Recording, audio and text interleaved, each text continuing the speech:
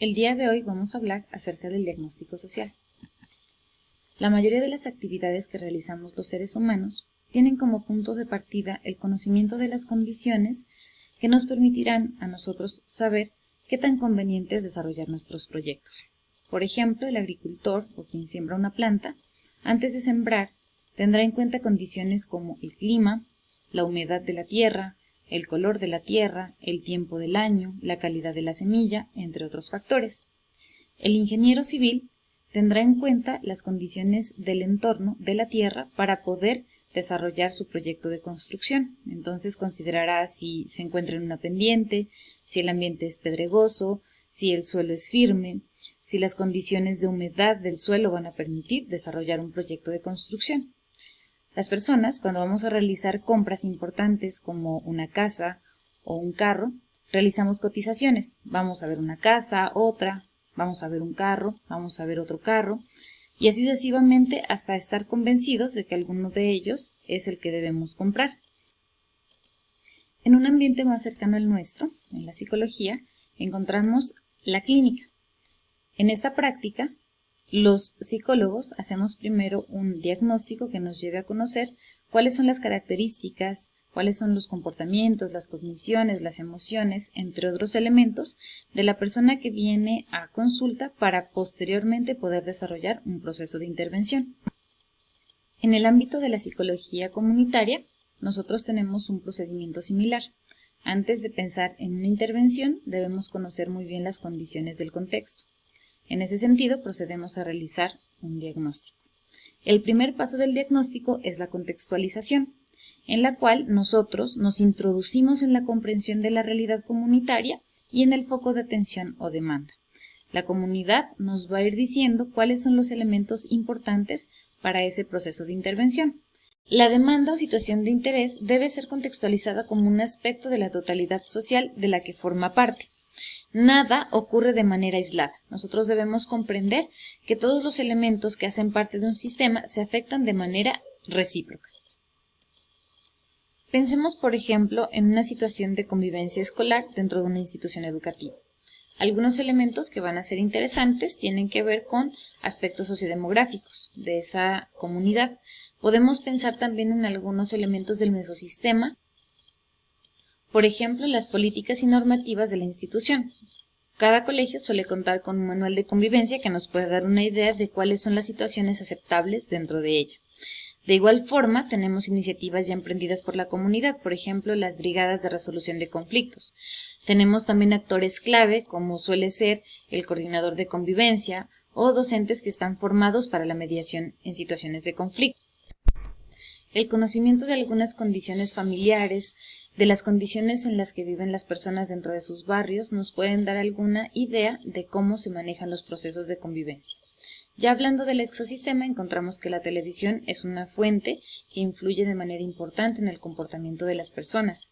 El gobierno local también nos puede dar algunos elementos dentro de la normativa, por ejemplo, Secretaría de Educación, frente a lo que es la resolución de conflictos, los programas, estrategias que se trabajan o se deben trabajar dentro de las instituciones para promover la convivencia.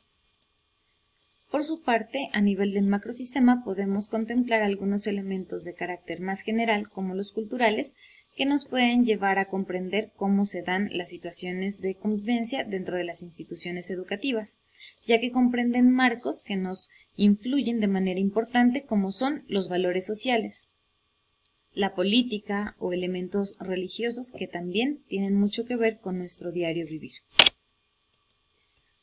Como pueden darse cuenta entonces, la contextualización es este acercamiento general que hacemos al principio para poder comprender, para poder conocer, empaparnos de la realidad que vive una comunidad.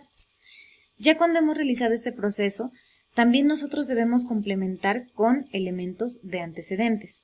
Los antecedentes son fundamentales para conocer lo que se ha hecho en otros lugares frente a realidades similares, o lo que se ha hecho en relación a poblaciones que son semejantes a las de nuestro interés. Ya con este panorama podemos pasar de manera mucho más sistemática a lo que es el diagnóstico social. Para Aguilar y Ander Egg, este proceso tiene que ver con la elaboración y sistematización de una situación particular para conocer y comprender problemas, necesidades, centros de interés que tiene un contexto particular. Esto nos permitirá también saber cuáles son las causas del problema, cuál es la evolución de este en el tiempo, los factores que le condicionan, pero también las potencialidades y recursos con los que cuenta la comunidad para hacerles frente. Vamos a partir de este diagnóstico a establecer cuáles son las prioridades de acuerdo con las necesidades, de acuerdo con la percepción, de acuerdo con lo que es importante para la comunidad, y en función de esto estableceremos cuáles son esas estrategias de intervención en conjunto con la comunidad. Esto también se debe hacer evaluando la viabilidad de cada una de las estrategias planteadas y considerando los medios que tenemos, los recursos con los que contamos y los actores sociales que están involucrados. Así entonces, el principio fundamental de una fase de diagnóstico es conocer para actuar, es decir, toda vez que nosotros realizamos un proceso de diagnóstico, sabemos que tenemos como intención una posterior intervención. Esos propósitos entonces son conseguir información amplia que nos permitan programar acciones o estrategias que serán las más adecuadas para la situación particular. Si nosotros no realizáramos el diagnóstico, podríamos pensar en intervenciones que incluso la comunidad puede no necesitar. Esto tiene que ver con la pertinencia de nuestras acciones. En este sentido, un diagnóstico tiene diferentes finalidades. Puede ser descriptivo, lo que nos permite conocer cómo son y cómo suceden las cosas en un determinado contexto. Es explicativo porque nos permite conocer las causas o factores condicionantes para que una situación ocurra, y también es predictivo porque en alguna medida nos permite saber qué consecuencias obtendríamos si no intervenimos a tiempo. En este esquema podemos observar los elementos que son fundamentales dentro del diagnóstico social. Junto con las comunidades identificamos los problemas, las necesidades, también los recursos y potencialidades, y formulamos propuestas de intervención. Este proceso se debe caracterizar por el hecho de dar la voz a los diferentes actores, porque las comunidades sean protagonistas de los procesos que se están llevando a cabo, que esa construcción justamente sea colectiva, que no sea nada más buscando intereses de carácter individual, que haya intercambio de conocimiento y tecnología. Así como hemos visto en otros contextos, vemos que la comunidad también posee conocimientos y nos los puede proporcionar para la construcción de sus propias soluciones y alternativas frente a las situaciones que enfrenta.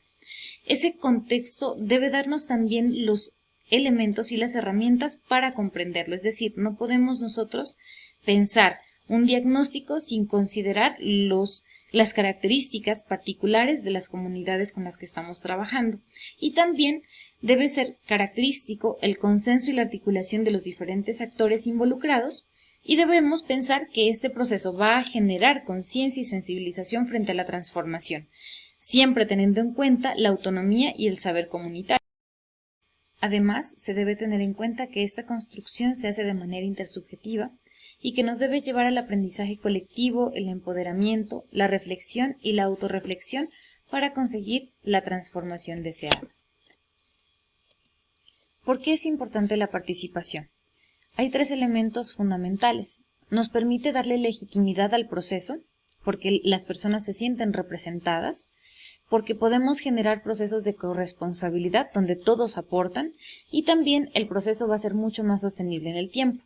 Es importante tener en cuenta dentro del diagnóstico líderes de la comunidad, actores relacionados con la problemática, organismos gubernamentales, organizaciones no gubernamentales, organismos de cooperación, empresas y otros que sean muy importantes para darle base y comprensión al proceso que estamos realizando.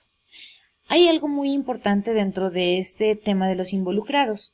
Dentro de lo que es el marco lógico se genera un análisis de todos los agentes que hacen parte de una comunidad de manera cercana o de manera distante y que pueden tener algún impacto en el desarrollo de la intervención posterior. Entonces, dentro del diagnóstico nosotros también debemos identificar a todos aquellos que son involucrados y analizar cuáles son los intereses y las expectativas de cada uno de ellos. Podemos ver dentro de este esquema que contaremos dentro de este proyecto con ejecutores, que son las personas que están interesadas, quieren liderar y llevan a cabo los procesos.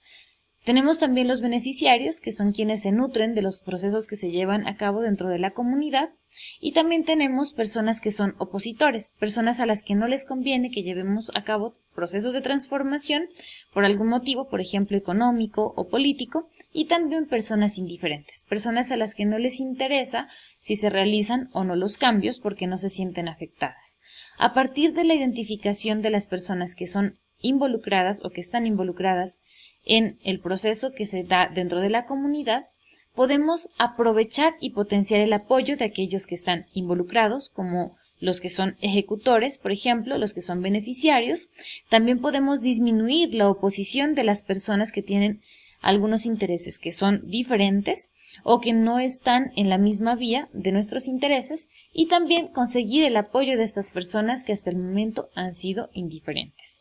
En este sentido, el avance que debemos presentar para esta semana debe contener elementos de contextualización, donde ya observamos, se trata de una familiarización, de un primer acercamiento con los elementos que tenemos a la mano, por ejemplo, la página web de la institución, todo lo que tiene que ver con plataforma estratégica, todos los elementos contextuales de todo el sistema que nos permiten a nosotros identificar cómo podemos comprender el fenómeno de interés. Adicional, debemos realizar una revisión de antecedentes. Los antecedentes nos sirven para enmarcar experiencias que han sido favorables en otros contextos y que pueden servir como ejemplos o guías para nuestro desarrollo en el proyecto, y también porque otros investigadores nos pueden advertir de algunos errores que podríamos llegar a cometer y, en este sentido, evitarlo. De igual forma, nos ayudan a tener una comprensión desde lo teórico frente a nuestro proceso de diagnóstico e intervención.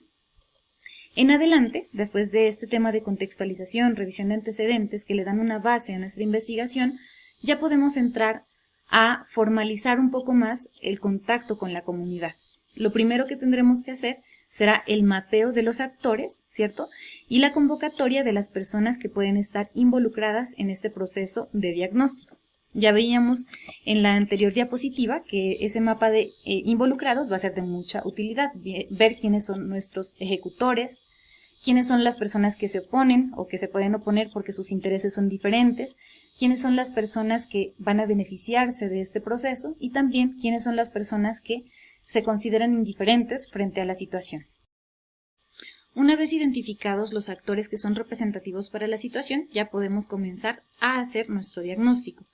Dentro de la lectura se observan diferentes técnicas que son pertinentes para ese tipo de fines. Encontramos la observación directa, las entrevistas, los grupos focales, las líneas de tiempo, los calendarios de actividades comunales, la cartografía social, la lluvia de ideas, la matriz FODA o DOFA y el árbol de problemas, entre otras técnicas que también pueden ser de carácter participativo y de utilidad para esta situación.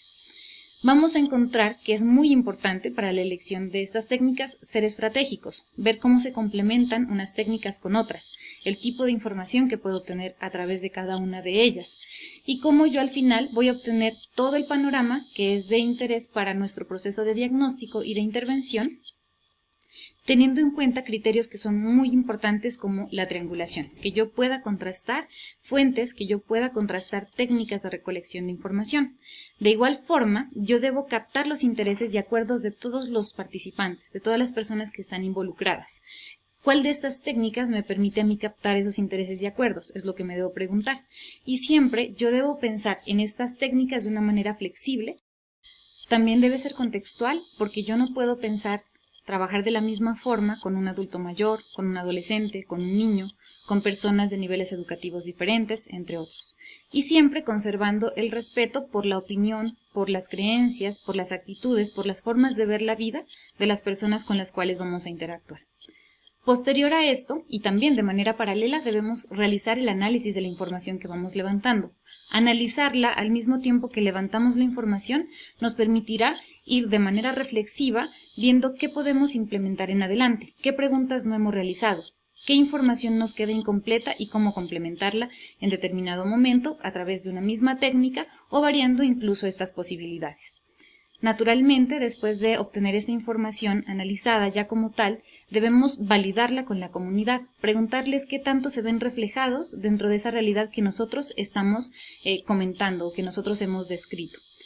A continuación, toda esta definición de cómo se ha dado la realidad, toda esta comprensión, nos puede llevar a la priorización. Como ustedes se darán cuenta, cuando hablen con las personas de la comunidad o grupo, les van a dar una visión bastante amplia, seguramente muchos problemas, muchas necesidades, muchos centros de interés, pero debemos entrar a priorizar teniendo en cuenta criterios como la gravedad de los asuntos, teniendo en cuenta qué tantas herramientas tenemos para solucionarlo, qué tanto talento humano tenemos dentro de la comunidad para hacerle frente a determinadas situaciones.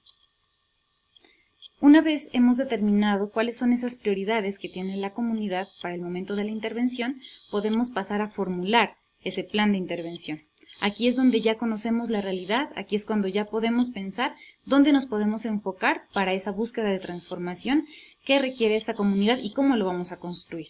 Estos procesos deben ser naturalmente validados con las personas que hacen parte de este grupo o comunidad. Para ello, y también para la priorización, podemos emplear diferentes técnicas. Entre ellos pueden ser los foros, las urnas, las lluvias de ideas, el metaplan, encuestas y otra serie de técnicas como las que también habíamos mencionado en las fases previas para poder llegar al punto de considerar qué tan viable será el proceso de intervención.